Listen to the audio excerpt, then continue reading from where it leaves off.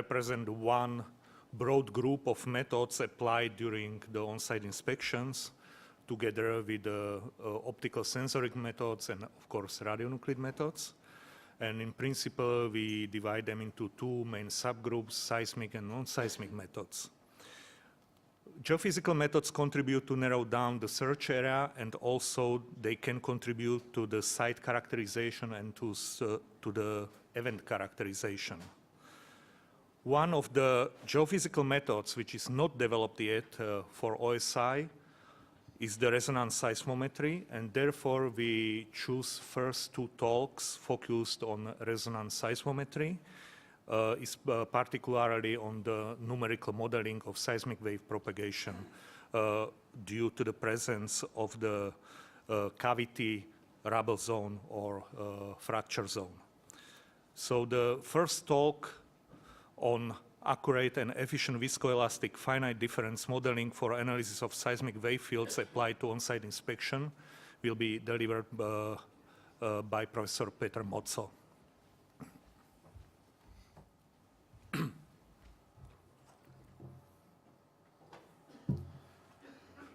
Thank you, ladies and gentlemen.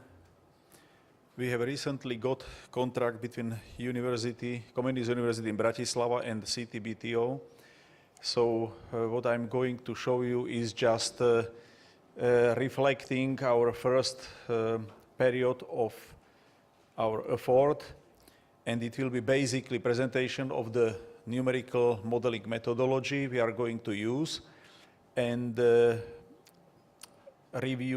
results of review of available models and knowledge of how models could look. And I will also show you some illustrative numerical example. I will briefly comment on key aspects of our finite difference modeling. So we use realistic rheological model, which means that it is a generalized Maxwell body in definition by Emmerich and Korn, which is the same rheologically as generalized Zener body. The specific aspect of our approach is that we defined material-independent memory variables, and we did this because we really wanted to have both efficient and accurate coarse graining of anelastic functions or memory variables. So this is a brief illustration. In each grid, we use 4 relaxation frequencies to cover the frequency range of interest. Each grid cell contains all anelastic coefficients for all relaxation frequencies, but only one memory variable or anelastic function is assigned for each of the stress tensor components. The stress tensor components are indicated by different geometrical shapes like sphere, triangles, etc. So this is the coarse graining. Because these anelastic functional memory variables are material independent, we do not have a problem with averaging and keeping accuracy of modeling of heterogeneity in viscoelastic properties or in attenuating properties. What we have on the left-hand side is the example how we numerically approximate true or prescribed Q omega, and using standard log-spaced relaxation frequencies as suggested originally by Emmerich and Korn. It is illustrated with black line. Our new approach, which is more accurate based on optimization for both anelastic functions and relaxation frequencies, is illustrated by a blue line. We use optionally low grid dispersion finite difference scheme. It is velocity stress staggered grid finite difference scheme, and we can switch between two. One is Taylor expansion based scheme, second order in time, fourth order in space, and this is good for weakly heterogeneous or homogeneous media. The other option is combination of Taylor expansion and dispersion relation preserving criterion to develop coefficients in the finite difference approximation of first spatial derivative. And we have shown that this is more accurate if we have high contrast media. We apply sufficiently accurate representation of the free surface condition. We call it AFDA, adjusted finite difference approximations. We sufficiently accurately represent boundary conditions at the material interface, but not only this, also it is sufficiently accurate for smooth heterogeneity, and for this we apply volume orthorhombic averaging. I will illustrate advantage of such discrete representation of discontinuous and continuous heterogeneity of material. We can imagine such a wedge-shaped margin of sedimentary basin. We see 3 sedimentary layers. We asked Florent de Martin to develop spectral element accurate up to 4 Hertz simulation, and you see shape of spectral elements. We do this with uniform spatial grid, which is most typically used by finite difference modeling, and here we see comparison. In order to reach the same accuracy up to 4 Hertz, Florent had to use 0.1 meters as minimum node-to-node distance, while our uniform let's say arrogant grid space, spatial grid spacing is 5 meters. But because we properly discretely represent heterogeneity, continuous and discontinuous, we are achieving the same accuracy. No comparison in computational efficiency. It is 2 orders more efficient. We also apply efficient grid. Basically, it is with surface sedimentary structures. It is arbitrary spatial discontinuous grid.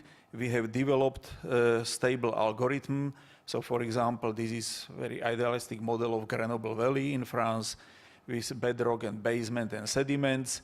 We have a small S-wave speed in sediments, much larger S-wave speed in basement. We use such arbitrary discontinuous staggered grid. Arbitrary means that we can afford to go for ratio up to 25 between grid spacing in the coarser part and grid spacing in the finer part of the grid. This certainly very much contributes to the computational efficiency of our modeling. We apply accurate and efficient non-reflecting grid boundaries, perfectly matched layer, and MPI parallelization. We described all basics of the finite difference modeling in seismology, and also our approach in our monograph, and there is a code available at these websites. I now move to results of review of existing literature on of model description relevant for underground nuclear explosion. So, as many of you know, in stage 1, we have the formation of the cavity. In stage 2, which may be, in fact, in some material, the final stage, it is a pressurized cavities formed by the detonation fracturing of surrounding material occurs. In some type of earth materials, we may also have stage 3, which means development of chimney and this complication of the underground heterogeneity. Basically, we are going to consider in our numerical modeling these 2 geometrical configurations. One is cavity without chimney, which is good for plastic rock, and we will consider rock salt.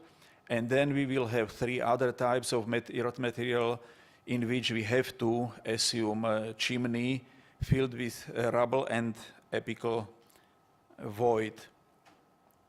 So basically, our really starting set of models will be 16 structural models. The 16 comes from 4 different types of pre-shot media. As CTBTO required, we will use first, we will assume low yield and high yield explosions. As the beginning, just one guessed value of viscoelastic attenuation and 2 different depth of burial, again, as required by CTBTO. So these 16 models are the geometrical parameters of these 16 models in these 4 types of material are illustrated in this table. So the workflow is that we will perform simulation assuming vertical plane P-wave and S-wave incidence in 3D. We will use also double couple excitations for local induced or natural seismicity, and we will also numerically simulate seismic noise. We then analyze results for the set of 16 basic models, and based on analysis, we will develop modifications of models. Difficult now to predict what we will find out. Here I will finish with illustrative numerical example. One will be model with cavity and chimney. The other will be just with cavity. You see in red line on the left, in the left column, illustrating compressional velocity, blue line, shear velocity, in the cavity and chimney, apical void, crash zone, zone of inelastic deformations, and undeformed that is pre-shot medium. Similarly for the model with cavity but without chimney. This is, on the left-hand side, we have a cross-section, so vertical cross-sectional plane, and this is aerial view on the Earth's surface. And here we have a small illustration of development of the wave field due to in-plane, vertically incident in-plane S wave. So on the left-hand side, we see how it develops in cross-section and aerial view. The wave field is sufficiently heterogeneous, so there will be, this will be very much demanding for the analysis. We may go further. So this is another model, cavity with chimney, again vertical cross-section and the horizontal aerial view. Note please the difference in the scale. And here we have again analogous simulation of developing wave field. If you have a good visual memory, you understand that this is different from the movie without chimney, but for the case that you do not have such good visual memory, I will show a sequence of 4 snapshots for both configurations simultaneously, so we will see that there are at this level just qualitative differences in the excited wave field. So on the left-hand side we have pure cavity, and on the other side, on the right-hand side, we have cavity plus chimney, and this is, we do not have time to describe details, but we simply, in this sequence of 4 snapshots, 2 times 4 snapshots, we compare equivalent situations from the point of view of the wave field, character of the wave field, and cavity. So this is, it will be enough. So this is relatively early stage of development of the wave field. Here we have some further time, so here the difference is even more obvious. This is the 3rd selected snapshot, and finally 4th. So even with this relatively simple geometrical and material configuration, presence or absence of the chimney makes a strong difference, and of course it has to be quantitatively analyzed with respect to the set of these all 16 basic structural models. And this concludes my talk. Thank you for the attention. Thank you. So we will have time for the discussion after all three presentations. So we will continue now with the second talk on exciting cavities, understanding the seismic wave field propagation inside and around an underground cavity, presented by Dr. Sofia Esterházy. You can exchange your labels now. Okay, thank you. Welcome, everybody, and thanks, Peter, for your very impressive presentation. I don't see anything. Okay, so yeah, my talk will be about exciting cavities and understanding the seismic wave propagation inside and around an underground cavity. This is a collaboration of the Faculty of Mathematics and the Department of Geophysics at the University of Vienna. And our aim is to contribute to the scientific groundwork of an on-site inspection. And here you can see a list of the techniques that are allowed by the treaty and their status during the status of being tested, partly tested and not tested during the integrated field exercise in 2008 and 2014.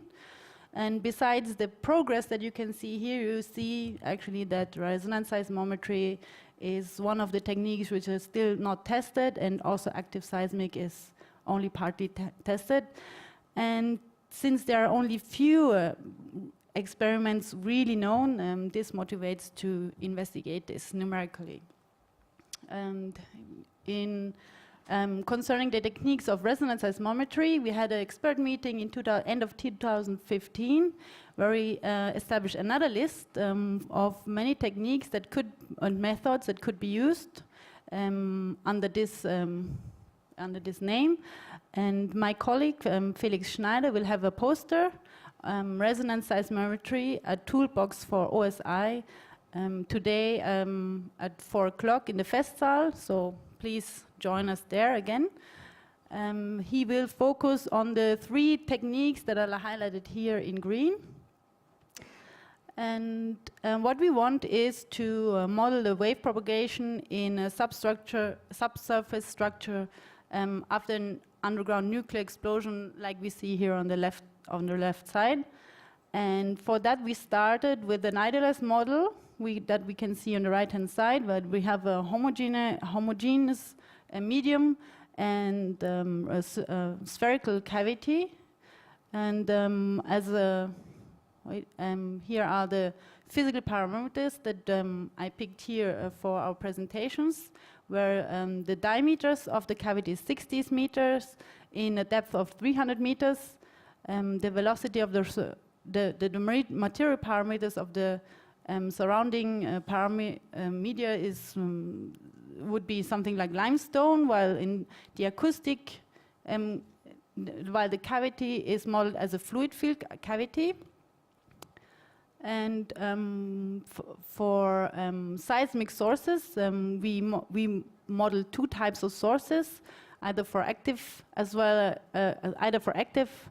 or for passive seismic techniques. We have implemented a point load, or a point load from the surface, or a plane wave from the bottom or from below. And you can see the time profile here also, that we used a Ricker wavelet, and on the right-hand side you see the amplitude spectrum with a peak frequency of 60 Hertz. And for our numerical computations, in 2D we use the ngSolve, which is an open source software based on finite elements. It's combined with the grid generator NetGen. It's a higher order finite element method. It has a very nice Python interface, and it's developed at the University, at the Vienna University of Technology. And today I will present some 3D results computed with SPEED, which stands for Spectral element in elastodynamics. In that case, we have to provide our measures, for example, with trellis. It's a spectral element code. It has also has also the discontinuous Galerkin method implemented. So yeah, both of these are also parallel and open source softwares. And here is our first results. So this is to visualize that we did some 3D numerical computations. On the left-hand side, you see the wave field based on a plane wave coming from the bottom, and in the middle you see the cavity, and there is something happening. And on the right-hand side, this is based on a point load, so we're somewhere on the surface, and then you see the waves propagating, and then they are also interacting with the cavity in the center. But I also have some zoom to that. So let's focus again on the point source. And here we see on the left-hand side is the Z component. On the right-hand side, we see the X component. And what we can see is when the point load starts, which will start in a minute again. There we have the first P wave and then the second P wave. Or maybe I can use. And then we can see some circumferential waves around the cavity. So in our case, we include the cavity as in our medium and compute also the wave propagation inside the cavity. And well, again, there's going on a lot.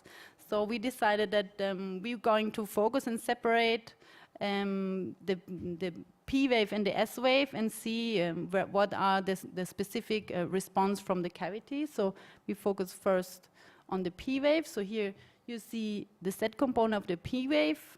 And on the right-hand side, you see the seismic arrays, the seismometers, along the black dots that you see in the left-hand side in the movie. So we have the cavity in the center, and then we have some measure points like above at 200 meters distance and below at minus 200. And we can see some particular pattern here coming from the cavity, which is like a reverberation that is happening inside the cavity. So some waves are captured inside the cavity, and then they are getting out again and again. So we can see this pattern pretty nicely. And then we also focus on the S wave. So here it is the X component. And here we see also that there are these circumferential waves appearing. And they stay much longer, so they have a much longer singer. And yeah, actually I would be very interested to discuss, for example, with Peter, what he could see in these kind of seismic signals and have his opinion on that. And yeah, we also see here that there is the first arriving P wave and then the S wave. So this is the P wave, then the S wave, and then this here are the circumferential waves. And well, and here is the analytic solution. Oh, I mentioned to say that in the beginning.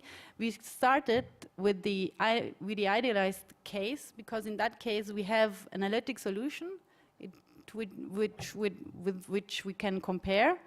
So the analytic looks like this. So you have, for example, here as an incident, if you have an incident wave field as a P wave field in a Z direction, the analytic solution inside and outside the cavity would look like this.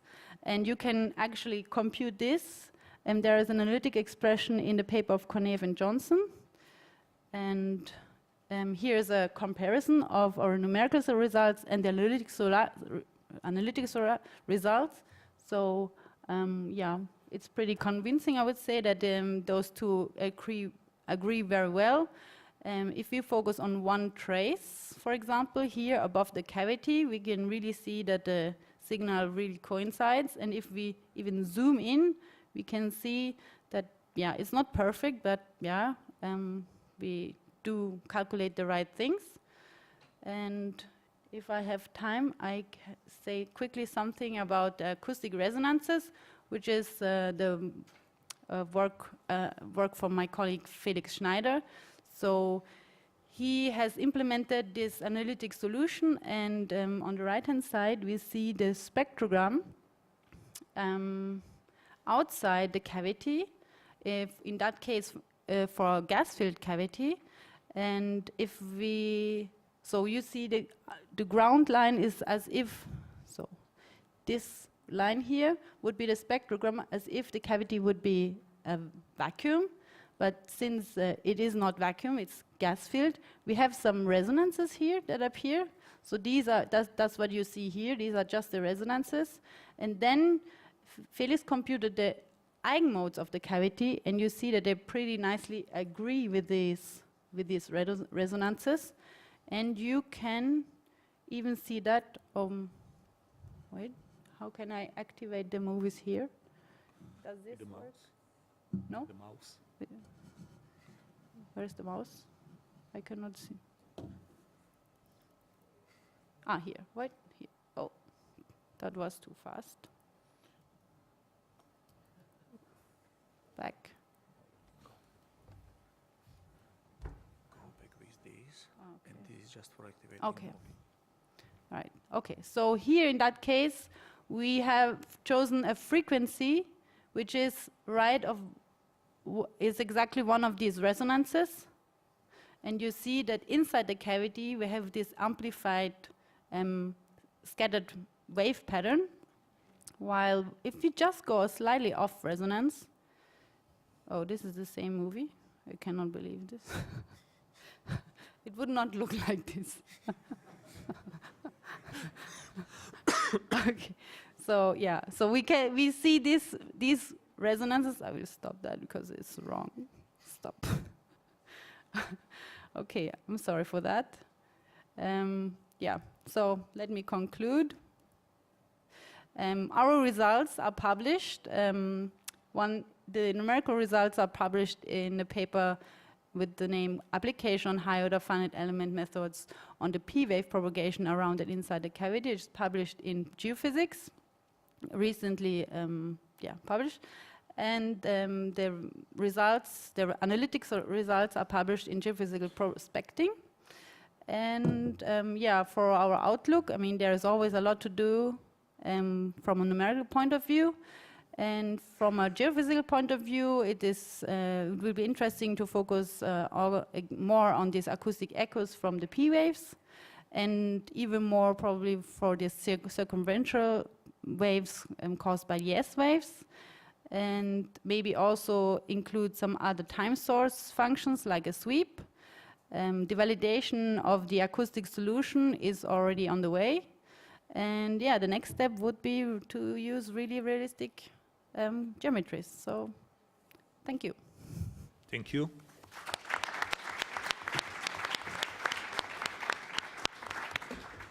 So the last talk in this session will be coming back a little bit to the IFE 14 from the point of view of data use, but the use will be probably not directly linked to the on-site inspection, but will be focused on the new insights into the Dead Sea transform fault seismicity gained from the IFE 14 seismological recordings, and will be presented by Dr. Mariusz Krygerowski.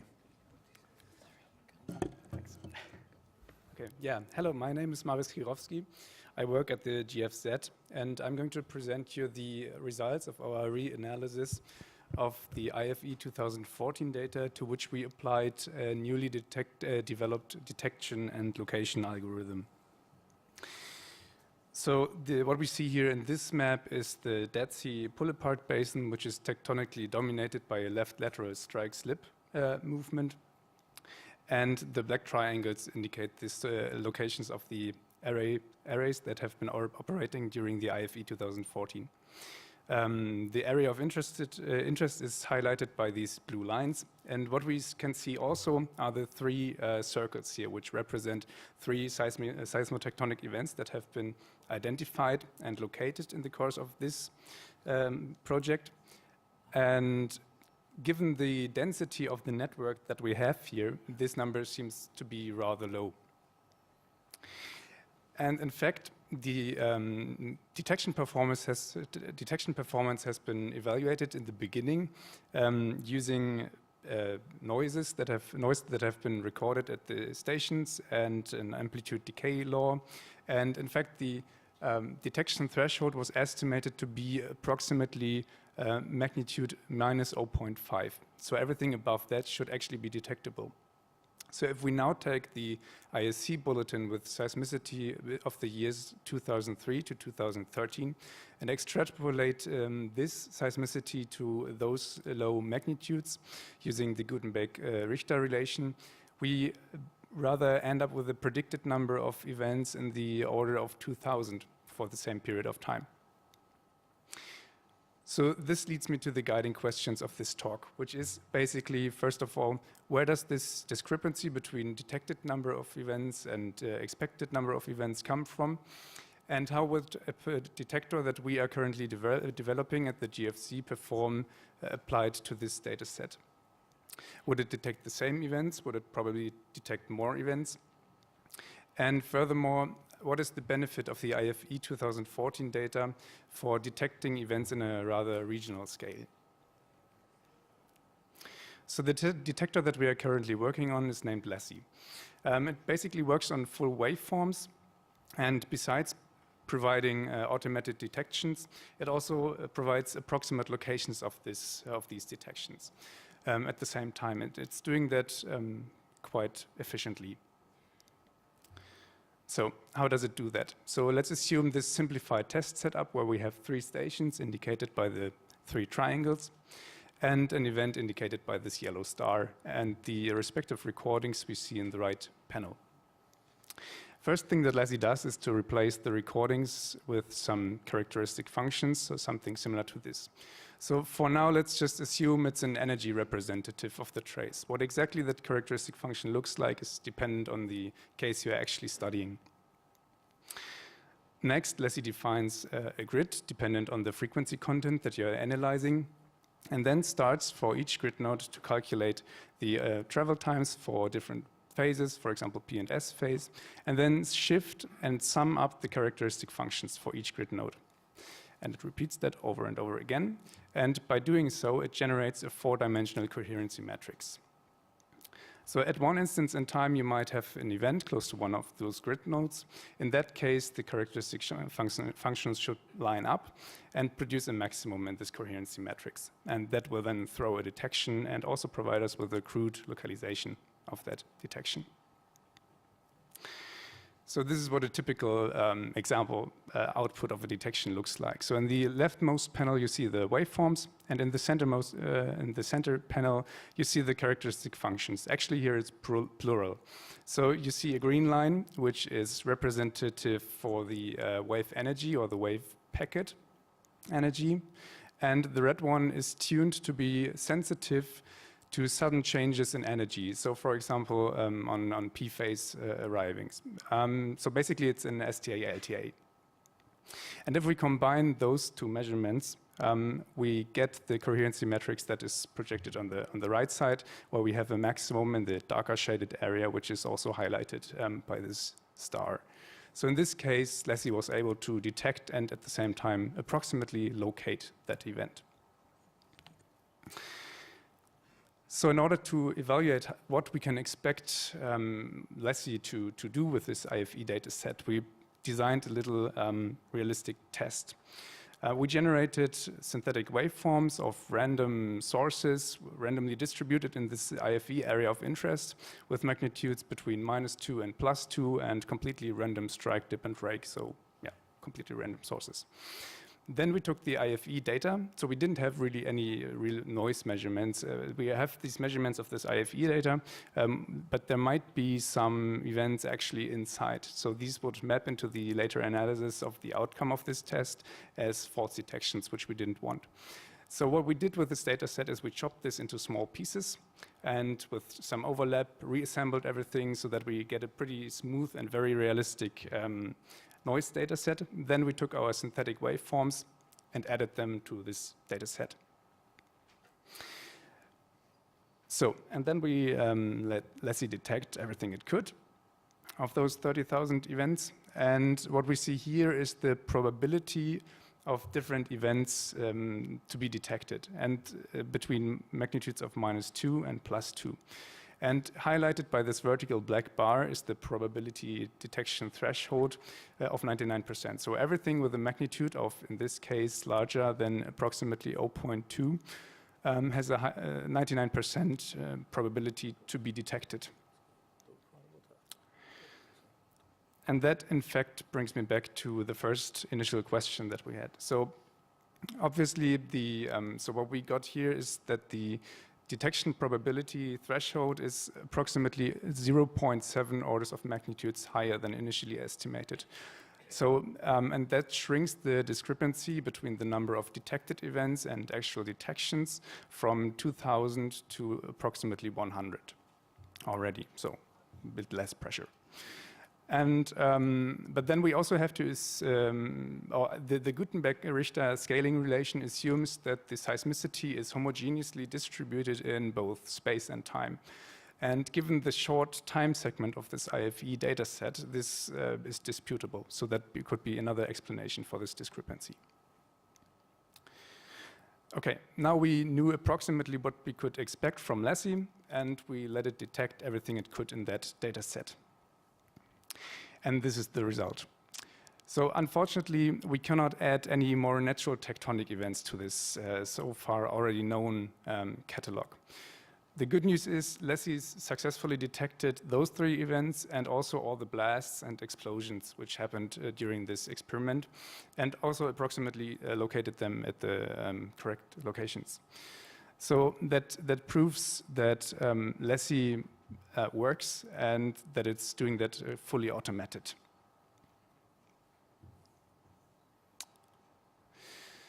So as it turned out, there was another experiment taking place in the same area during the same time, which was not actually known in advance. So this is the DESERVE array, which was designed to study the dynamics in the Dead Sea Basin. And in the course of that project, there was this array installed with an aperture of approximately 3 kilometers and a total of 16 stations. Furthermore, I complemented this data set with all the data that was publicly available via IRIS and geophone in a radius of 50 kilometers around the Dead Sea center. So these are the stations that provided data for that time period. So having everything compiled ends up with this data set. So it's very inhomogeneous. We have interstation distances ranging between 100 meters to 20 kilometers, a vast mixture of different sensor types, short period and broadband, and sampling rates ranging from 20 seconds to 500 hertz. So pretty inhomogeneous and not really favorable for the detector. And in fact, what was causing some trouble in the beginning was the DESERVE array, which was built with a highway passing through. So LESI became very sensitive to basically every car passing by. So in the end, it was not really feasible to revise all the detections because most of them were passing cars. So what we did as a pre-processing step was to generate an adaptive beam of this DESERVE data and feed that back into LESI. We also had to make some other compromises. So for example, we used lower frequencies than in the initial setup to account for all the different sampling rates and sensor characteristics of the regional data set. And because of that, we also used a larger grid spacing. Finally, we ended up with approximately 2,000 detections, which were candidates of natural seismicity, and they have been manually reviewed. As it turned out, there are numerous events in that among those detections. Speaking now in numbers, approximately 500. So there's a lot of mining activity going on around the Dead Sea area. And in many cases, it was not actually that trivial to distinguish between endoprogenic noise, so those explosions, and actual seismotectonic events. Despite the fact that they have the characteristics like, for example, high S energy compared to P phase energy. So what I did to tackle this problem was to pick all the P and S phases and relocate using LeSI as well. So now LeSI is also capable, since a couple of weeks we taught it, to accept phase markers. So, and then it replaces every phase marker with a pretty sharp Gaussian bell function, the width of which you can, for example, tune to make dependent on the quality of your pick. So, and that basically sharpens then the characteristic, the coherency metrics and provides pretty good location results. There are also a couple of events which, for example, one is here shown on the right, which were just very, very small. So here you see one event which was basically only detected on array SJ32, which is in the very low southwest of this area. And the event was just too weak to be picked with sufficient precision to be relocated. So it didn't make it into our final catalog. And finally, I also estimated local magnitudes of all the events. So what we see here is basically the result of this test. So we have about 10 natural tectonic events with magnitudes of approximately 0.1 to 2 beneath the Dead Sea Basin, which are for sure of tectonic origin. But we also have approximately 20 events in the vicinity of the Dead Sea. And as I said, despite the fact they have characteristics of tectonic origin, when you, for example, zoom into the area of this little earthquake cluster in the direct north of this IFE area, you see that this actually happened in an area where extensive mining is going on, and also the relocation put them to the very shallow or to the surface. So this implies that there still might be an anthropogenic bias in this catalog. So conclusively, we can say that the automatic detection and location algorithm worked, and it detected all the events, including the explosions that were known before. And we have in our new catalog some few events with smallest magnitudes larger than 0.1, and those would not have been possible to detect without the help of the IFE data of 2014. Thank you. Thank you. So thank you all three presenters for your presentations and maintaining the time. And we have now time for questions. So the floor is open for you. Yes? Please use the mics.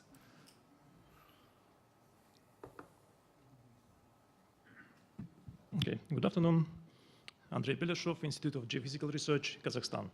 So I have a question mostly to the first two presenters. So first of all, so that modeling that you use for the resonance seismometry, you used simple models. I mean, just the cavity or maybe the cavity with a chimney. So, but you understand that the real underground nuclear explosion creates a lot of more different zones of rock disintegration. You mentioned that in future, you're supposed to use more realistic geometry. I very hope for that because this is the critical issue for the good modeling and good fulfillment of the on-site inspection. And the question. So of course, that modeling is good. That is proved by some practical results. So I have some obvious question. Do you suppose to make some real practical experiments or seismic investigations in the places of the underground nuclear explosions? Real explosions. Go ahead. Well, to be honest, the real experience are probably, well, at least beyond my field of expertise. I don't know, I cannot speak for Peter, but this is also an issue of, national security, which you have to solve to make tests at some of these sites. But as I said, I'm very interested in realistic geometry. So if we can go in at some of these sites, go into there, put into this one of these laser 3D measure devices to get the geometry, I'm up for that. So yeah. You're welcome to Kazakhstan. So. Okay, good. Okay. Good to know. So we have a contract which clearly describes what we are supposed to do. And we have to perform parametric studies. And of course, this has to start with the set of well-defined models covering some phase space of possible geometrical material configurations. So set of 16 model is really just to learn, just to touch it for the first time and see what is developing and what should be interpreted. Of course, it's absolutely clear that perturbation in terms of heterogeneity of elastic and inelastic parameters and more complicated geometry is necessary. For any other activity than parametric studies, we would have to be probably contracted because, or to get project. This is practical, technical, and financial aspect of such possible activity. But, well, of course, if you pay us well. Okay. If I can add to the issue of experiments versus numerical simulations. So as I mentioned at the beginning, we are really at the beginning of understanding of the resonance seismometry technique for use during the on-site inspections. And the result of our expert meeting mentioned already by Sophie, the meeting was held in 2015, was that we should try to understand first the potential effects of the presence of the cavity and the rubble zone and other effects of the underground nuclear explosion on the seismic wave field. And here we see the role of the numerical simulations, because they, even in the case of simplified models, may help to identify what are the principal effects which can be caused by the signatures of the underground nuclear explosion. The second main conclusion from that meeting was to conduct experimental studies as well. Of course, ideally would be to conduct them on the places of the former testing. Thank you for the invitation to come there. And at the same time, we also understood that we may potentially use also other alternatives places for that, and that will be some poster presentations in that respect as well. So this is just to complement the answer. So yes, in our understanding, we need to focus both on the understanding of the wave field and also to perform the experimental studies. Next question, yes, Professor Beckelman. Yeah, I'm also very grateful for your question. Maybe I should explain how our project at the University of Vienna was organized. We're a team of mathematicians and geophysicists taking very seriously the numerical wave field and propagation. And you've seen our comparison between the numerical solution, which in our case is finite elements, with the analytical solution, which means a series expansion. So this all works very well. So we are ready for the next step. And the next step would be a field experiment. There are a few field experiments available. One in, maybe you're going to say a few words in Hungary, one in Finland. Whether this is the ultimate experiment yet, one may have some doubts. We should probably think about and talk about which kind of experiment we can do the best. Maybe we go to Nevada, maybe this is not available. But what can we do otherwise? Maybe a salt dome with a cavity inside might perhaps be a nice analog, and we'd be very quite ready to approach that with partners. We from our side, we are just about to get 100 Fairfield instruments with which we can do that. CTBT has instrumentation, the RefTechs, which are perhaps available also for this. Finance it is an issue, not the only one, and maybe not the most important one. It's essentially to get together. And when we talked about this when Sophie Esterhazy presented this at EGU, we've already said, please give us realistic geometries, because for us, the next step from going from a perfect sphere is to implement something more realistic. And in principle, we are ready to have a model which is as complex as you would like, in principle. There are two difficulties. One is computational, code is 3D. okay, we have a supercomputer, but this one also is limited at some point. The other limit is the specification of the geometry of this 3D model, which is an issue in FE, which is solvable. But one can do all these things. But if you really want this, we can do it. But we should talk about it and how to do it. And finances are a little bit of an issue. For us, actually, since our project is quite advanced, for us this would be a very natural next step, actually. So we'd be very happy to talk with you about this step. Thank you. Other question or comment? Yes?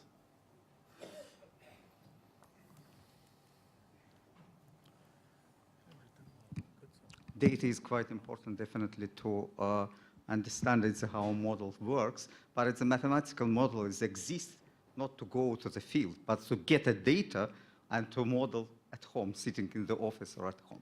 That's the most important issue. Why numerics works, not really to go to the site and to do numerical calculations there. But my question now to the last presenter, it's your detection methodology shows that you can detect a very small magnitude events. How this method will help the CTBTO in detection of the, let's say, nuclear underground explosion? Well, I can imagine that it could be helpful as an assistant tool during the inspection to ease the work of the people sitting in front of the computers. So we are currently developing or extending this tool as an online version, so that you can feed your data streams right in there, and then you get immediately alerted when there is an event happening. So I could imagine that could be helpful. Shocks.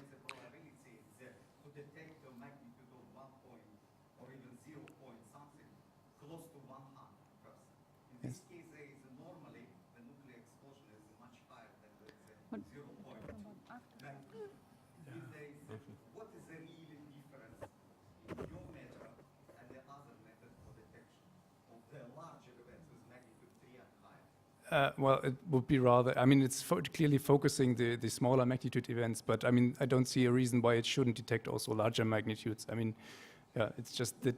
Just say that it is about aftershock. Yes.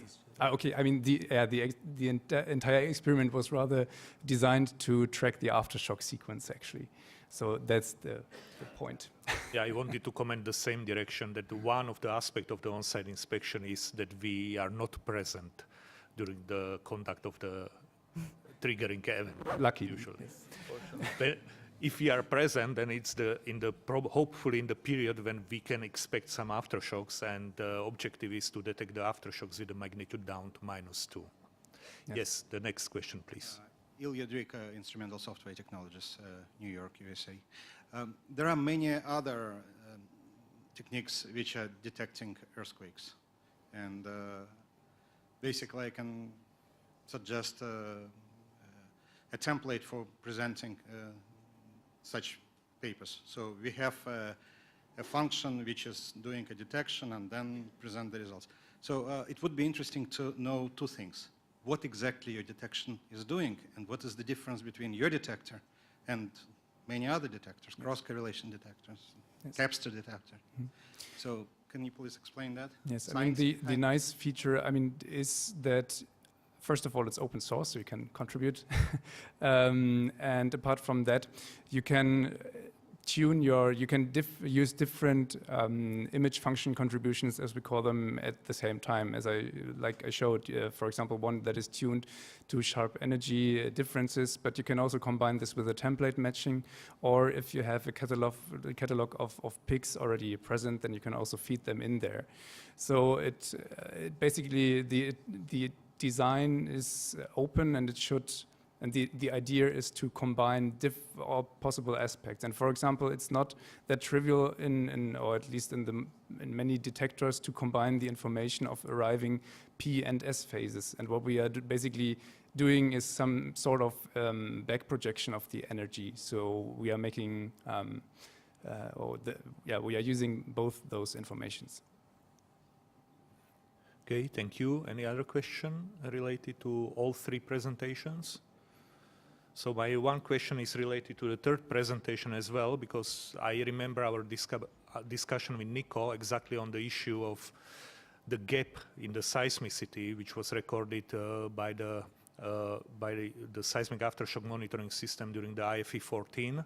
So if I can summarize, my understanding is that the recordings are complete and the number of events recorded inside the inspection area is the right one. So my conclusion is by simple extension of the magnitude frequency relationship in this particular case, we could get significant overestimation of the expected number of events recorded in the area. Is that correct?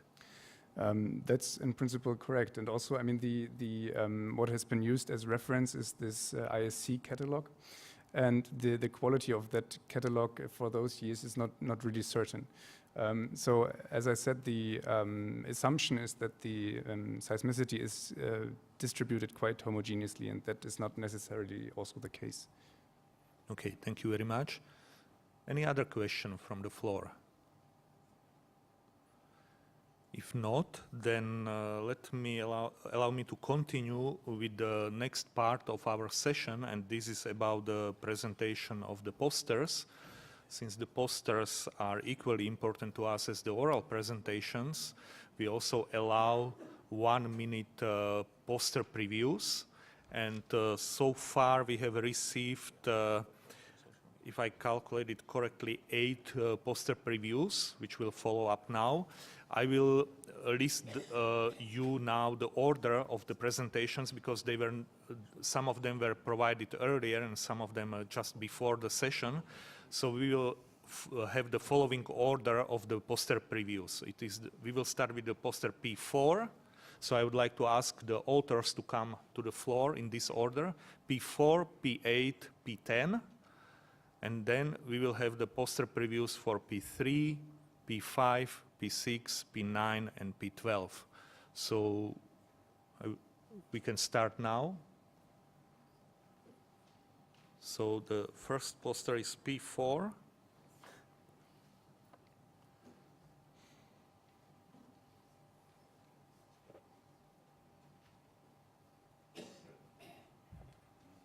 Ladies and gentlemen, good afternoon.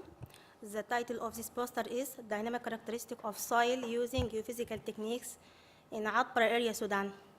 Atbara Area is one of the promising areas for the government of Sudan, since a lot of industrial plant and a lot of cement factory and strategic projects are located there. Therefore, it will be necessary to study the dynamic characteristic of the upper layer. Numerous geophysical techniques were used to perform this study. First, histogram of P and S wave velocity for the subsurface layer was created as illustrated in Figure 1 based on shallow seismic reaction data. Also this interpolation map of the amplification factor and fundamental frequency was prepared as displayed in Figure 2 based on H/V spectral ratio techniques using ambient noise. The subsurface layer was demonstrated based on geological and geoelectrical cross-section. The comparison between all these results was performed. Finally, dynamic characteristic of soil was determined. It will be concluded that the upper layer has low dynamic characteristic, and this result should be taken into consideration by the decision maker and the planner for safety purpose. Thank you. The next poster is P8. Hello, everybody. My name is Felix Schneider from the Institute of Geophysics of the University of Vienna. Our research, I'm presenting the work of the Mathematical Institute and the Institute of Geophysics. And our research is dedicated to the development of resonance seismometry techniques. And we apply 2 approaches. On the one hand, we do forward modeling, as Sophie Esterhazy already presented in a very nice presentation. And on the other hand, we are applying geophysical techniques. And here I listed on my poster, I listed all the techniques from that have been collected during the resonance seismometry expert meeting here in the CDBTO. And I apply some of the techniques to the data set that have been provided by Peter Labac from the Kililahti experiment. So if you want to discuss on resonance seismometry, please come to my poster. Thank you. So the next is P10. Hello, my name is Nicola Gestermann from the German NDC. On our poster, we present results of the seismological investigations of the National Data Center Preparedness Exercise, the current one, 2015. NPEs are regularly performed exercises dealing with fictitious treaty violation to test, improve our verification procedures. NPE 2015 was a combined waveform radionuclide scenario, and we applied spectral analysis and cluster analysis to a set of induced seismicity events to identify a non-characteristic event within the set of events, which can be possible a nuclear explosion or a hidden event. Thank you. Thank you very much. So we will continue with the second set of poster previews. So this is the poster P5. Hello everyone, my name is Eva Bujdosó. I work at the Geological and Geophysical Institute of Hungary. My poster is about two field activities at a tunnel test site near Veszprém city in Hungary. No, I don't know. Okay, thank you. Okay. The first activity was a P wave, and the second was an S wave active seismic measurements at the same site. For data processing, we use seismic tomography and seismic reflection method. In both cases, the aim was to detect the location of the tunnel from the surface. And for more details and the results, please visit my poster. Thank you very much. The next one is P6. Good evening. I am Dorottya Polgár from Geological and Geophysical Institute of Hungary, and on my poster you will see some results of measurements at the site of a former cavity or sinkhole. We used S-wave seismic and geoelectric methods, and with your questions you are welcome at my poster. Thank you. Thank you very much. And the next one is P9. Yeah, hello. My name is Marco Walter from the company Sonicona in Germany. Sonicona develops software for seismic data analysis, and in the last couple of months we developed some new features and tools for the existing OSI SAM software, as well as a completely new software tool which is called the Network Designer. You can see already some pictures. And the Network Designer is essential when you want to go to field, you want to design your network, you want to have a first estimate of the detection threshold of uncertainties and so on. Both the new tools as well as the new network designing software will be presented in our poster. Thanks. Thank you. Okay, the last one is P12. It's from my colleague Pasi Lindblom from Institute of Seismology in Helsinki, together with the On-Site Inspection Division, and it's on the use of data from seismic measurements in the Kililahti region of Finland in 2016 for basically development of the resonance seismometry. And the poster shows first the introduction to our understanding what the resonance seismometry means, and second, it provides the overview of measurements conducted in the Kililahti region in parallel to international project Cogito Min, which was funded by the European Union, and our contribution and our parallel measurements were conducted by the on-site inspection seismic equipment. So this is the poster P12, which is displayed also in the Festsaal. So do we have any other? No, that's all. Okay, so thank you very much for attending the session on the geophysical methods applied to on-site inspection.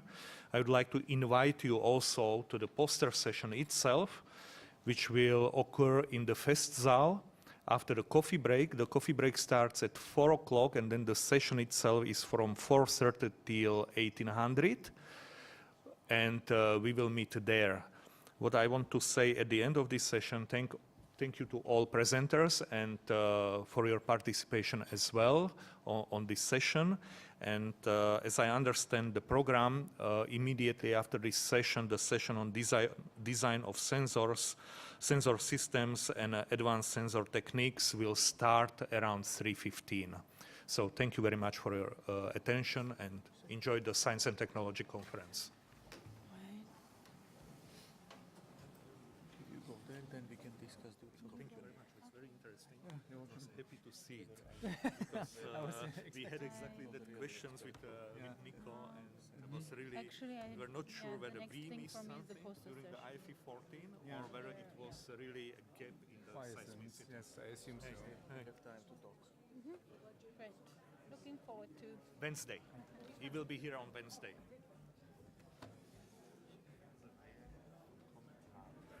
Ja. Ich wollte auch schon zu deinem Poster kommen. Das war sehr, also als würde es meinem Interesse entsprechen. It's better to have the other halls are so cold and frozen. This is the only one. So I'm completely wet. This was the first session, so nobody really. Yes, in the morning it was very good here. I was in the morning session. So this was, Now it's overheated. overheated by previous session. Yes. Much better. This is just this system, and because you can see the tube filling the holes. It's very hot inside here. Yeah, it's not really pleasant.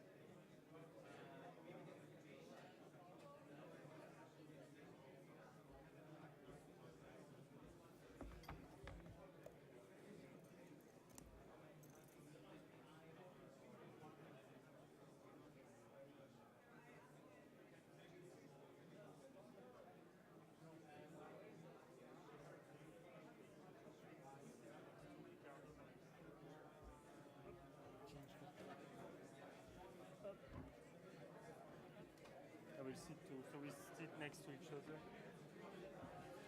So here is the list. Do you want to sit here? No, no, sit here, please. Yeah, okay. And so this is the poster we'll do today. If you want to. This one? Yes. Okay. So you can mark them. It is supposed that is from here to P7? Yes. If you want to announce. You know why procurement still have a problem with my P7. name? Because even here, Ah, you mean this SAP? Yeah. Unfortunately, this, yeah. Oh, microphone is off, I hope.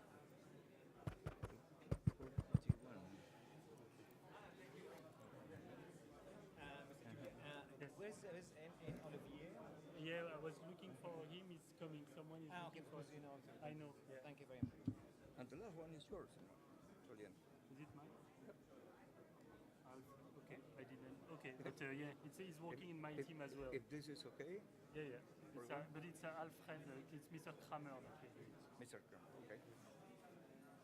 I hope he's here. Because the problem is this poster session was supposed to be scheduled tomorrow, poster preview. And now because they saw there was so many posters, they put one today. I don't know if all the people will be there today.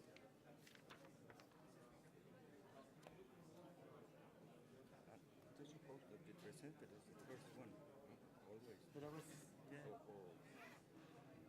because at least, you know, the new, I was thinking this is the people that loaded that on the internet. Yep. But the session was supposed to be tomorrow, the poster preview. And these are the new one they got just today. So we are pretty sure these people will be here. We are not sure if these people, Because perhaps we have to indicate and to say what the next one Yes, or something exactly. like that, because we are not sure Yes. it's going to be in the sequence. No? Exactly, you're right. Yeah.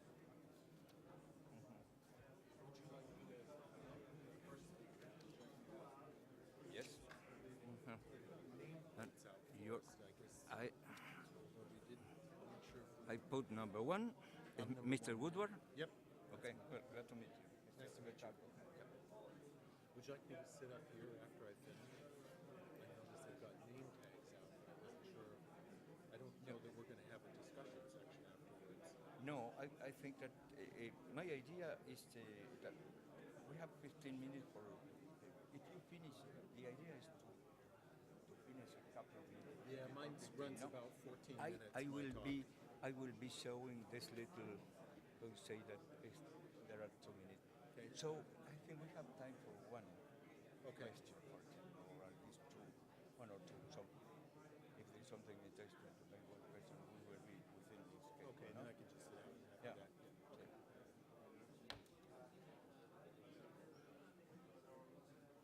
okay. Yeah, Julian has found another lady. Second presentation? Start right now. I think we should start here, guys. Go ahead. The second presentation is the lady. Is Olivier is a lady? Yeah. No, it's a man, Serge. It's a man. Serge. Okay.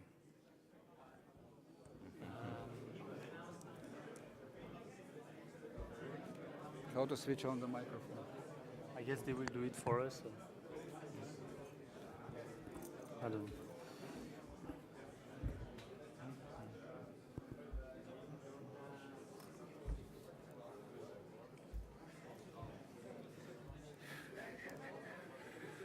So at the beginning, I will announce which poster we'll do now. So people, they get prepared, they know we'll do Okay. a P7, 9, 13, 13, 19. And, oh, thank you, Yuri.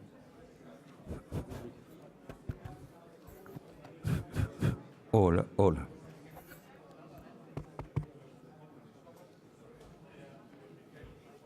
Tell them to sit down. So who is Ricardo? Yes. Driving? Because it's already time, I think.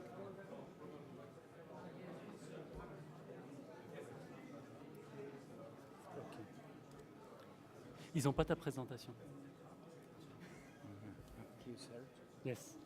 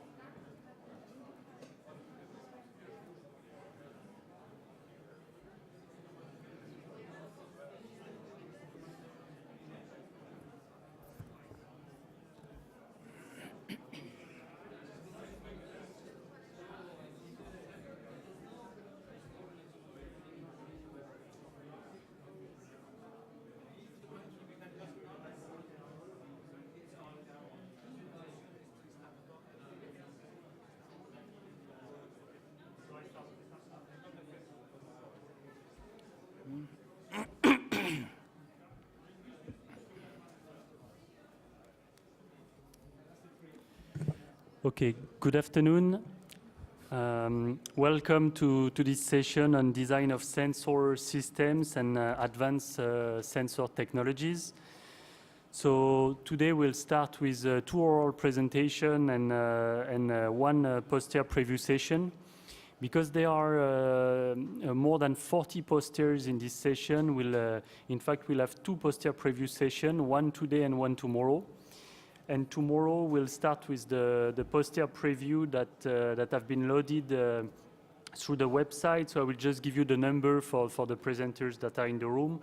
We'll have posters number 7, 9, 13, 17, 19, 22, 29, 31, 32, 34, 35, 37, 38, 39, and 41.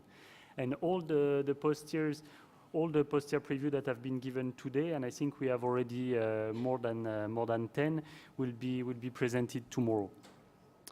So and tomorrow exactly we'll continue we will have 5 oral presentations. So we'll have this poster preview, also time for discussion, and then there will be a full poster session at 5 p.m. So in this session, we'll try to, which is on sensor, we'll try to cover all IMS technologies, some OSI technologies as well. And I think today we have 2 presentations related mainly to seismic and infrasound technologies. You would like to announce the first one? Yes, okay. Yeah. Good afternoon. The first presentation, Mr. Woodward will be presenting strategies for recording the full seismic wave field. I'll ask all the presenters to be strict with the time, and I will be showing a 10-minute. There's one, so in order to advise that. Okay. Okay. Okay. Well, good afternoon, everyone. My name is Bob Woodward. I'm from the Incorporated Research Institutions for Seismology, and I'm going to be talking today about strategies for recording the full seismic wave field. So, quick outline of my talk. I'll talk a little bit about the motivation for what we're doing in the experiment we did, give you a very quick overview of the data set, a very quick overview of some of the early results, talk a little bit about the testing that we've done, and then wrap up. So first, what we did and why. So what we're interested here is wave field imaging. So our goal is to observe the seismic wave field with minimal aliasing and maximum resolution. So typically this requires a large number of sensors, or large in is a term that a lot of people are using these days, where in is the number of sensors. And the transportable array in the figure on the right is an example of a large in deployment at the continental scale. Here the sensors were 70 kilometers apart and covered the entire continent. And so clearly for very long wavelength wave field imaging, this was a superb array. And so the idea here is to take this kind of technique to other scales, and it's something that you can apply at different scales. So the strategy we're using is typically multimodal, and here when we say multimodal, what we mean is a sparse deployment of broadband instruments with a denser infill of either intermediate period or short period instruments. And the idea here is that the infill is being done with cheaper, or what we hope are cheaper and easier to install instruments. And we're putting out instruments with the sensor band appropriate to their spacing. So the broadband instruments can record the longest period energy. They can be at a sparser spacing, but for shorter period energy, you need shorter period instruments and you need them closer together. So last year we did a demonstration experiment, and we did it in the state of Oklahoma in the United States. And we wanted to basically demonstrate the multimodal deployment concept, and we wanted to gain relevant experience with sort of the concept of operations, of how do you organize and execute these kinds of experiments. We wanted to gain experience with some of the nodal sensors. These are 3-component geophones, and I'll say more about those in a moment. We wanted to encourage a whole variety of wave field analysis techniques. So we made the data set immediately open and available for people to experiment with, and we encouraged that. And we tried to choose a target area of significant interest. In this case, north central Oklahoma is an area of substantial natural seismicity, as well as substantial induced seismicity from wastewater injection associated with hydrofracturing. So here's the experiment at a glance. So it consisted of several different components. So the yellow symbols that you see on the map, this east-west line is a line of 3-component geophones, and they're spaced at about 100-meter spacing, and this line is about 13 kilometers long. The north-south lines are also 100-meter spacing. They're about 5 kilometers long.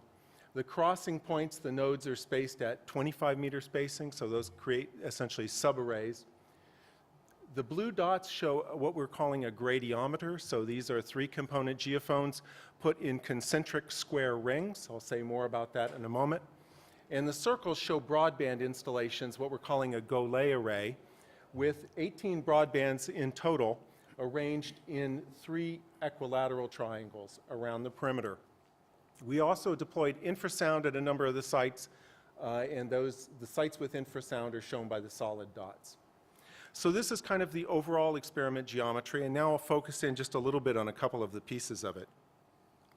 So the gradiometer in particular is an 800 by 800 meter deployment. There's 7 nested rings. The radius of each ring doubles as you go out. So the node spacing at the center ring is about 3 meters. The node spacing on the outer ring is about 200 meters. So it takes about 112 instruments altogether. And the idea for this deployment is to create an array that's really only about 1/10 of the wavelengths you're looking at, and that enables you to make gradiometric measurements of the actual wave field. So the second array that we deployed was what we're calling the broadband Golay array. And here, there's, as I mentioned already, 6 mini-arrays or equilateral triangles with a broadband station at each vertex of the triangle.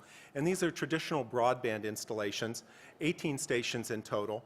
You can see sort of the idealized geometry on the right with the gradiometer embedded within this Golay array. And so this is a traditional beamforming type array with a self-similar design. And of course, the goal here is to create a relatively sparse deployment of broadbands that gives a very high performance array response. And so that was the goal with this. The goal of putting the two out together was to compare the performance of the gradiometric design with the performance of the Golay array. So let me talk just really quickly a little bit more about the nodes. So a node is simply just a 3-component geophone. They're 5 hertz geophones, and they use essentially an all-in-one design, meaning the geophones, the digitizer, the memory, the power, and the GPS for timing is all in one package. And you can see the gentleman on the left is holding a node in his hand. And so we buried these nodes, we leveled them, we oriented them, and we buried them. And we covered them with maybe 10 to 20 centimeters of soil, and the GPS worked just fine, even with that soil covering the GPS antenna. So what's important about these is that the oil exploration industry is really starting to shift over from traditional cable geophones to these kinds of geophones because it enables them to do away with the cabling, of course, which speeds up operations in the field. And so because industry is shifting towards these, the price of these kinds of units is, relatively speaking, dropping. They're available to be purchased, they're available to be rented, and so forth. So they're readily available. And then the broadband deployment was essentially a traditional broadband installations in shallow surface faults. So I won't say too much more about that. So let me show you some data examples.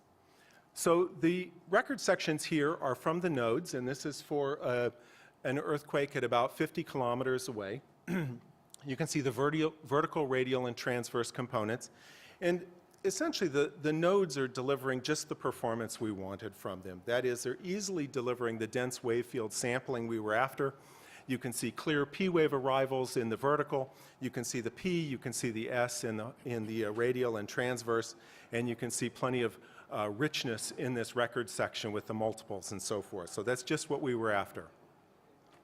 And the broadbands, of course, performed as we expected them to. So they were relatively sparsely spaced. This is a recording of a teleseism from Ecuador. And so this isn't really remarkable in and of itself. I mean, the broadbands were doing what we expected them to do. What was a little surprising, though, was even the nodes did pretty well on the more distant events. And in this case, this is in fact that same teleseism in Ecuador, now recorded on the 5 Hertz geophones.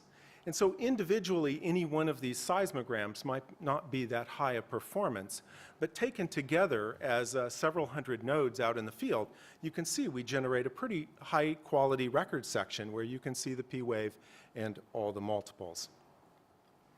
So now I'd like to just give a very quick highlight of some of the results that are starting to come out of this data set. And the first is from Chuck Langston, doing some preliminary gradiometric analysis, and the second is from Nori Nakata, that's looking at event detection and seismicity. So Chuck is interested in using large N arrays to find the wave field gradient tensor. And he wants to investigate the relationship of strains and rotations with the wave field attributes. But the problem, of course, when you start to do this in the real world, is that you need the relative amplitude and orientation of all the sensors in your array.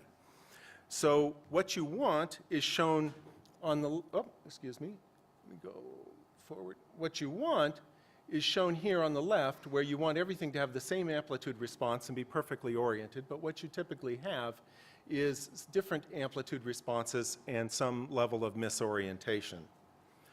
So to get around this, Chuck set up a process to empirically determine the relative amplitude performance and orientation of all of the sensors. And I won't go through the details here, except to say that I think he made a very reasonable set of assumptions about the performance of the nodes, the orthogonality of the sensors, and so forth, and then set up a small inverse problem.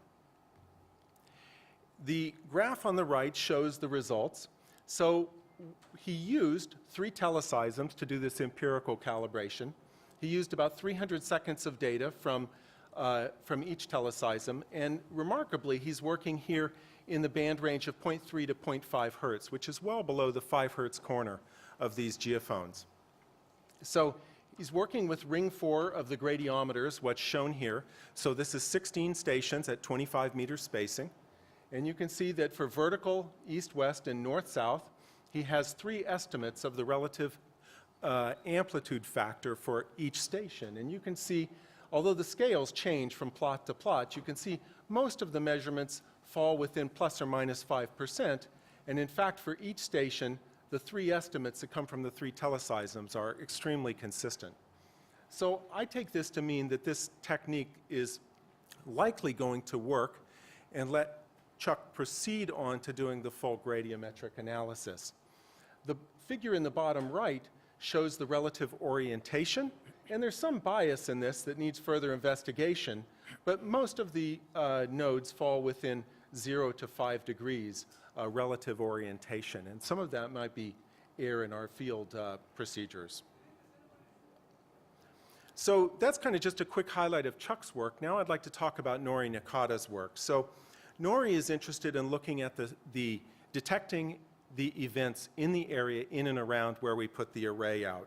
And so he formed a sort of record section by taking the different sub-arrays, the Golay array, the crosses, the gradiometer, and so forth, and building these kind of pseudo-record sections.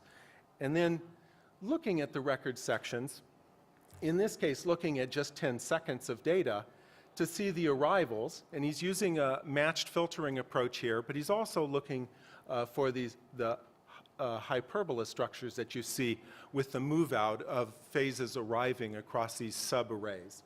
And so applying this technique, what's striking is that in the 1 month that this whole array was deployed in its entirety, he found nearly 20,000 earthquakes going down to negative magnitudes under and around the array. So it's a very powerful technique for mapping out the detailed seismicity in a given area. So now I want to talk just a little bit about some of the testing we did.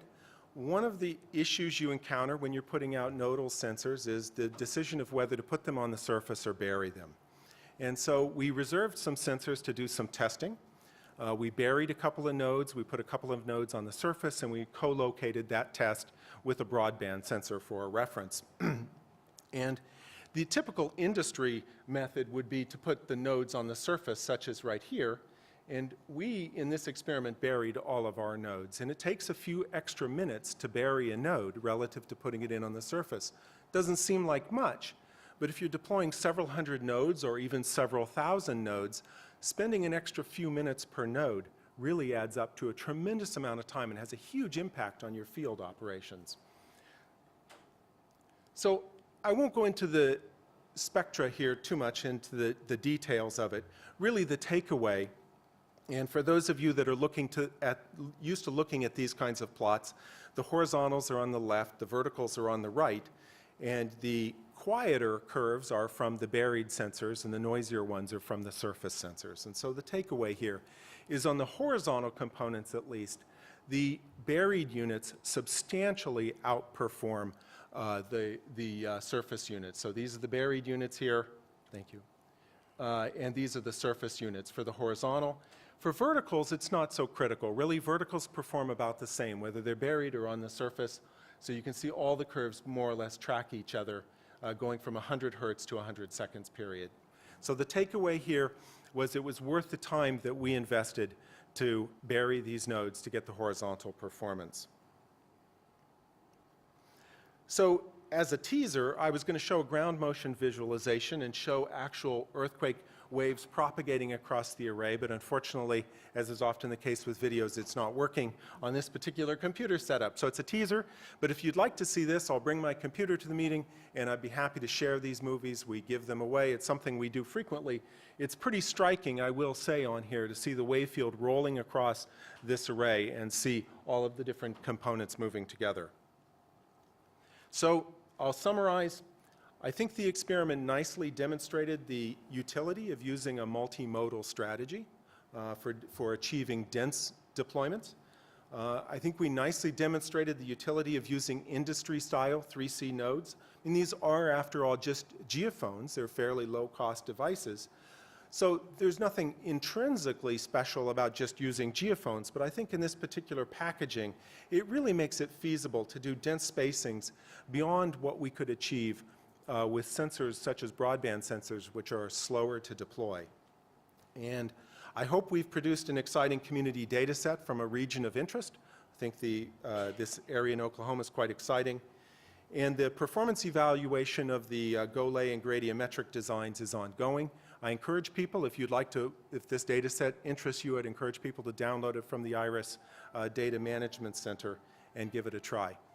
Thank you.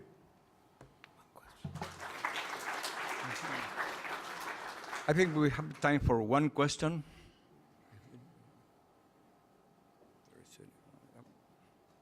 So, hi. Florian from the University of Vienna. We just bought 100 of these nodes and I was very interested to see how they do. When you showed this comparison of ideal amplitude and ideal orientation, all these variations in amplitude, was that because of the sensor specifications or because of this site-specific, like subsoil? I think mostly we're seeing site-specific variations. So Good. we've done some calibration of the sensors on a pier, and the amplitude calibration is better than that. So yeah, I think it's site-specific. Thank you. Thank you.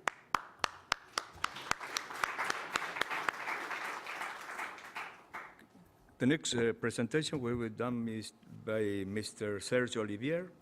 The title is New Optical Microbarometer.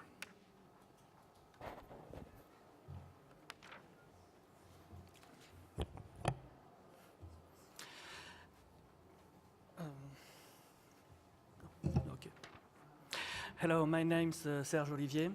I'm working on CAI, and I'll present you a development we made with Seismowave company, thanks to a project funded by DJI, by a under a convention. And so I speak about a new optical microbarometer we developed. First, I introduce our work, and then I explain microbarometers principles and the interest of the introducing of optical transducers. And after, I'll present all development we made in 2 steps and with results we obtained. First, we made some developments for a long time. around all parts of geophysics stations. That means like seismic pendulum, aneroid bellows, movement transducers, in digitizing system, electronic device, and metrology process, and so on. More specifically here, I'll present you our work in microbarometers. For a long time, we developed some microbarometers. I think some people here knows MB 2000, NB 2005, NB3, which are current microbarometers. And now we developed a new optical microbarometers for the future. First, we want to introduce optics and interferometer into our sensors for two reasons. First reason is the noise of transducer. Interferometers have lower noise than other transducer we use. And we have another advantage, which is the operational range. Due to the principle of measurement, we observe the signal all around the fringes, and to have a large operational range, we only have to count fringes. So we have no limit thanks to this technology. So our objectives are first to increase performances of the microbarometers, and the second one is an operational advantages that thanks to this technology we can use optical fibers with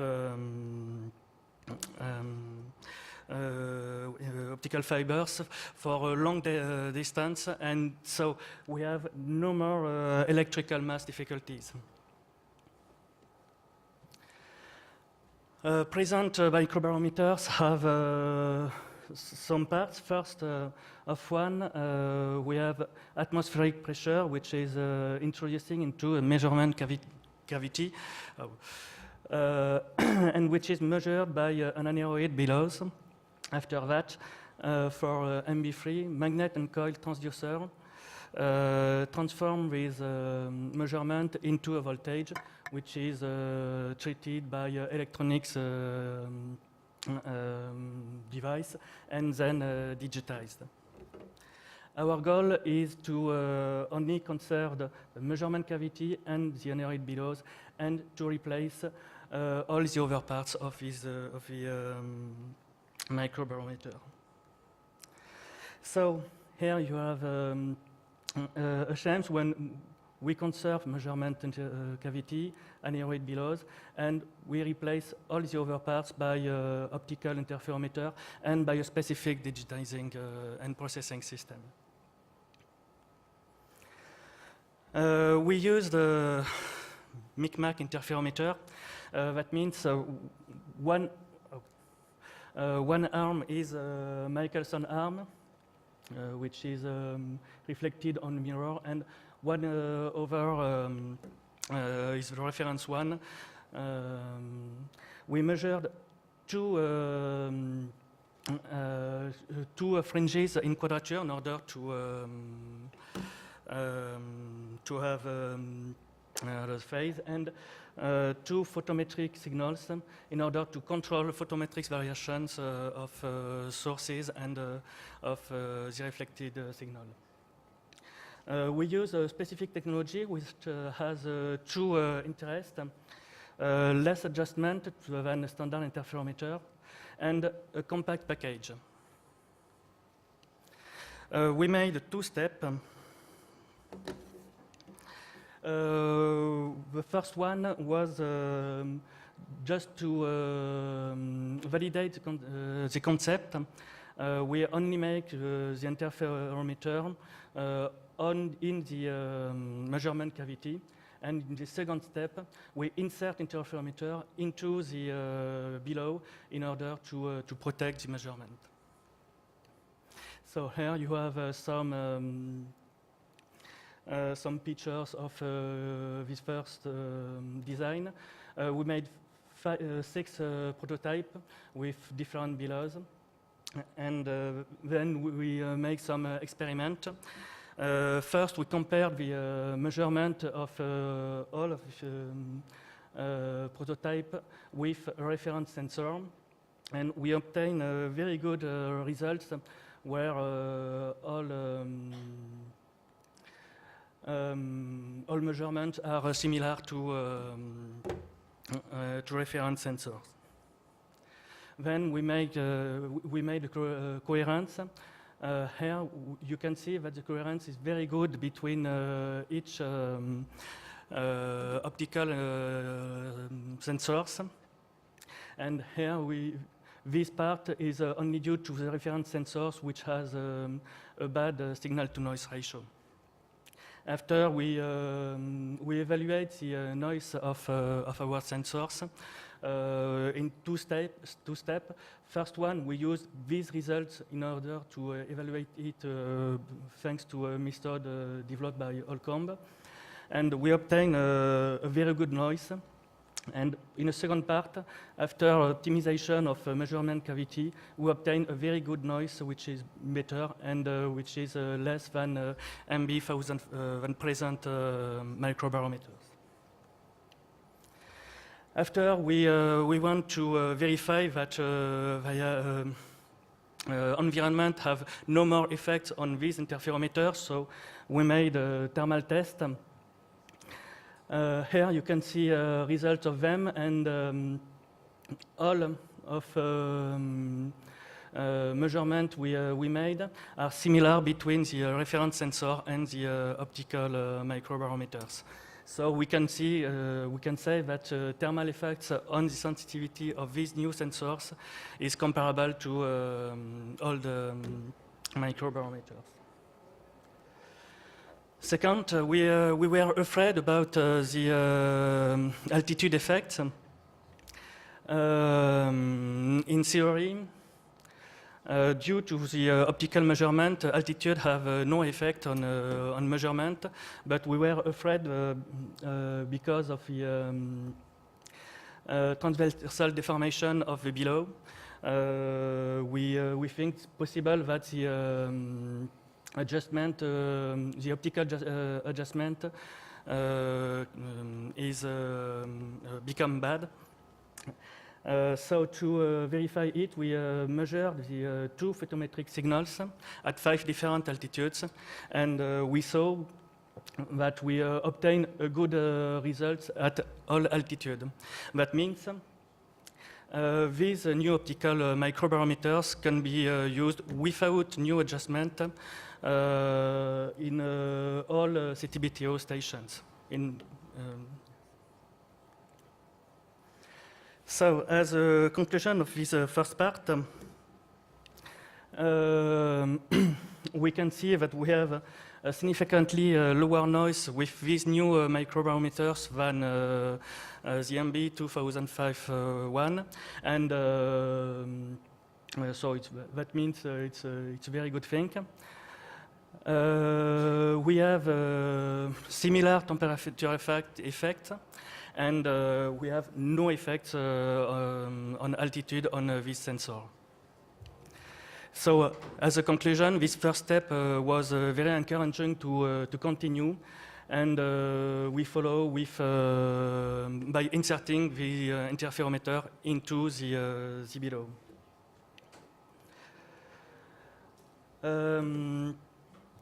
Our goal was to insert the interferometer into the aneroid below under vacuum to protect the optical measurement from humidity, dust, all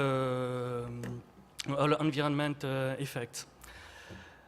The challenges was to develop a smaller interferometer to make it to insert it into the below under vacuum, and to adjust the mirror and the interferometer, which are under vacuum, but we have to make the adjustment from the outside of it.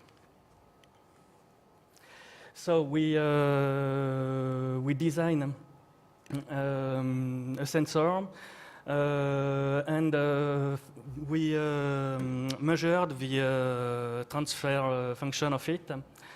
We can see that this transfer function is very flat from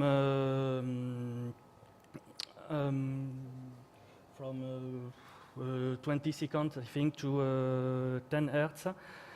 This is a very good result because we can use this microbarometer in metrology test bench. So, as a conclusion, we developed new optical microbarometer. We obtained a lower noise than present microbarometers. We observed no effects of temperature, no more effects, sorry, of temperature than current microbarometers. There's no effect of altitude and so on. This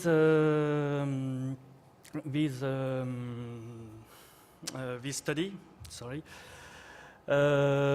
shows that the feasibility of this sensor is proved, and so we have some works to do to finish it. First, to increase the robustness of optical fibers connectors. We have to improve mechanical design, which has some default. The optical digitizer has to be improved too. And the laser, I don't finish. And the laser source can be improved. So we have a lot of work to do. And to finish, we want to we want to use this interferometer into a seismic sensor in order to make seismic very broadband sensor. We launched it thanks to a project, a 3 years project under contract under contractualization with DGI. Thank you.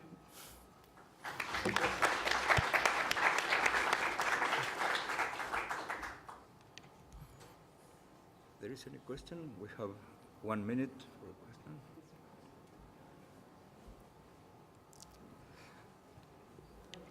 Your presentation, is the temperature effect corrected by software or? No,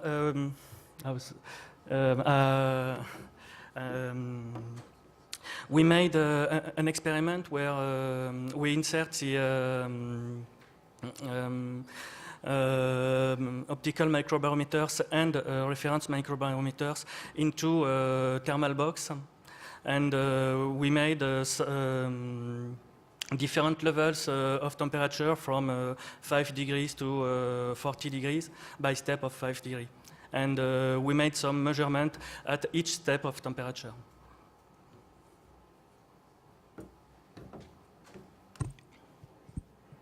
Maybe one more question. Yes, please. Inside the interferometer, is it all fiber-based, or is there free space propagation of beam? No, it's a specific technology. Sorry, I forget the name of it. All the optical beams are guided into silica substrate. And so it's a photonic chip. Yes, it's like electronic chip. Yes, that's the reason why we can have a very little chip as interferometer. Okay. Thank you. It's a very interesting design. Thank you. Okay. Thank you. Thank you, Sergey. Thank you.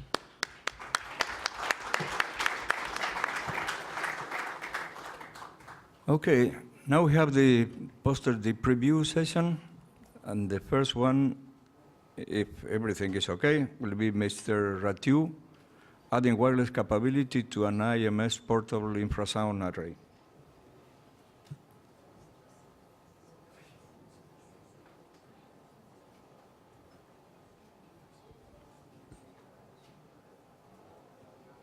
Okay. Okay, so we go to the next slide. Pasamos al siguiente. Yes. So it's 9. P9. Yes. Automatic. Yeah. So the next one will be Mr. Bustillo, automatic testing on our RASA software development environment.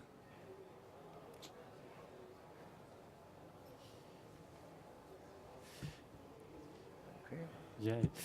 In fact, there was a change of schedule, so the poster preview was supposed to be tomorrow, and it was just changed this morning to today, so that's why maybe some of the presenters are not here. But maybe we could ask if there is poster preview presenter in the room, and we could go to their. Is there person that? Okay, please. P1. So could you? Number 13. 1. 1. Yes. So could you put number 1, please?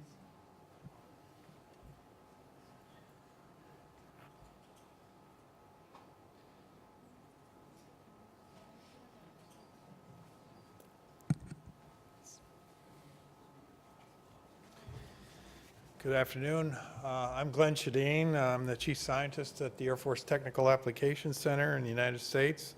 The point of my poster is to highlight basically a deterministic adjoint radiation transport calculation using the Pentren code, which provides a complete space energy map of the efficiency of the HPGE detector in one calculation.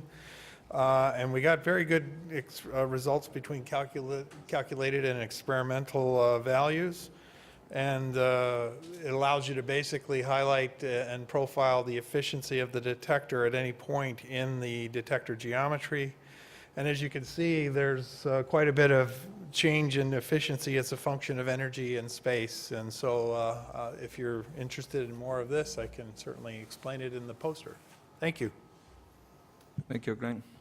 Is there any other poster presenter or person? Okay, please. What's your poster number? 31.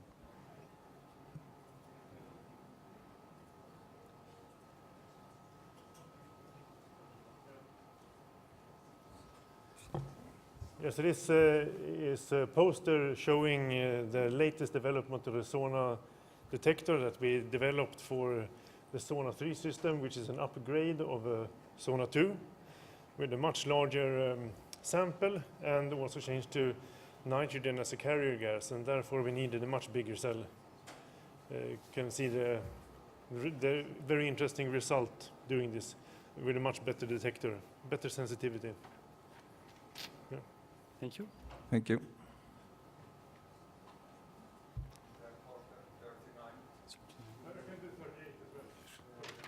Thirty-eight. Just strike it through that one. No, because many people are not here. No, I mean, but that's 3 at least. That's 3. Yeah, so this is another poster from FOI in Sweden, where we have a new concept for radio signal detection. SONA 3 that I just talked about, the detector, SONA Cube instead is a system which is simpler, cheaper, and more robust, where the intention is that you replace one system with many distributed over a larger area, which will give you a much better verification capability, even though each system is much cheaper and simpler. Please come have a look at that poster, P38. Thank you. What's the poster now? What's your poster number? 17. Can you tell me? 17? Yeah, hello, my name is Gabriela Eiley, and I'm from Miriam Technologies, and my poster presents the development and performance of a cosmic guard system the key point of my work to take away is this system is reducing the cosmic background radiation, can acquire simultaneously both the suppressed and unsuppressed spectrum. And so by acquiring the suppressed spectrum, the MDA can be lowered, and also the counting time is lower. For more details about the poster and the results, please visit my poster. Thank you. Thank you. Thank you.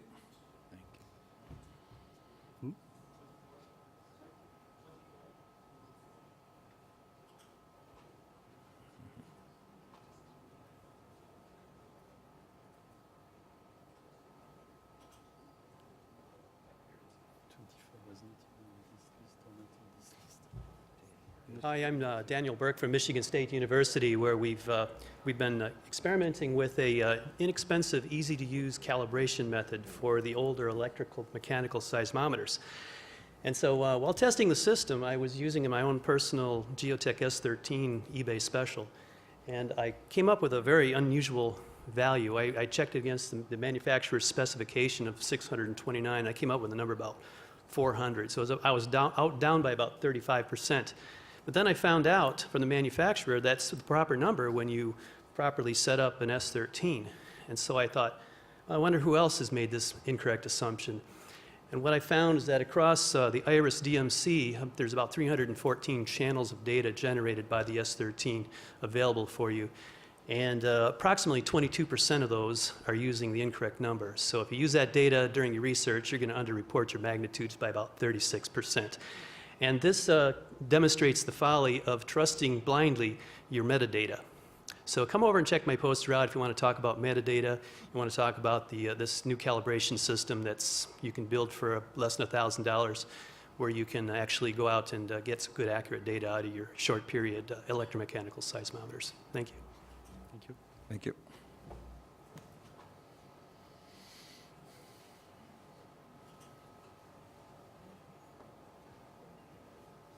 My name is Markku Kettunen. I came from Finnish Defense Research Agency, and we have a long background for magnet radiation, magnet aerial radiation measurements. And now we have also get experience about unmanned radiation measurements. This unmanned radiation measurement platform is used to measure heavily contaminated areas, find lost radiation sources, identify nuclear power plant release, mapping of radioactive cloud dimension on nuclides, estimate concentration of radioactive substances in air, and also dose rate measurements. And it is possible that the system can be implemented meteorological sounding balloon and or jet motor powered UAV, let's say it's XUAV, to get information from radiation levels of upper air where military and commercial airplanes fly. Thank you. Thank you. Thank you.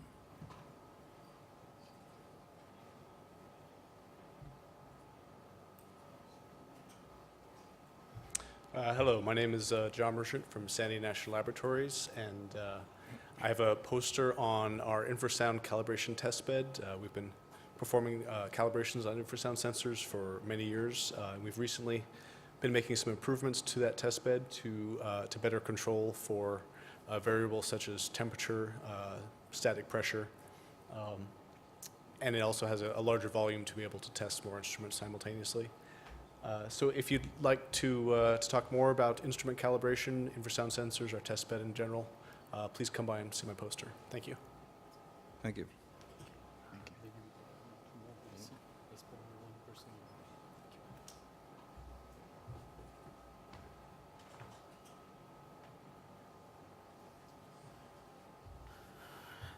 Hi, my name's Kevin Mackey from Michigan State University, and my poster is looking at an interesting area in western Kazakhstan. Western Kazakhstan has never had seismic stations deployed, and it was presumed based on proximity to the Caspian Sea that it may not be the best place for a station. However, following deployment of 10 temporary stations there to look at the regional noise, we found in fact that West Kazakhstan, without any seismic stations currently, actually has excellent and very quiet noise characteristics. The characteristics are actually on par, and in some frequencies even a little bit better than permanent borehole deployments in Kazakhstan. And we were fortunate enough actually during this deployment to record the last DPRK nuclear explosion on some of our stations, which you can see on the right figure, which compares our data with permanent borehole stations. So I think to take away from the poster, there are still places in this world that have excellent recording that are not yet utilized. So if you'd like to hear more about this, please come see my poster. Thank you. Okay, so I think that's it for today for the poster preview. We have more than 20 left that probably we'll cover tomorrow. Tomorrow the session will start at 3 p.m. We'll have 5 oral presentations, so poster preview again, also some time for discussion. So if you had questions and did not ask them today, you will have a chance to ask them tomorrow. And thank you again for attending this session, and have a nice afternoon, and see you tomorrow.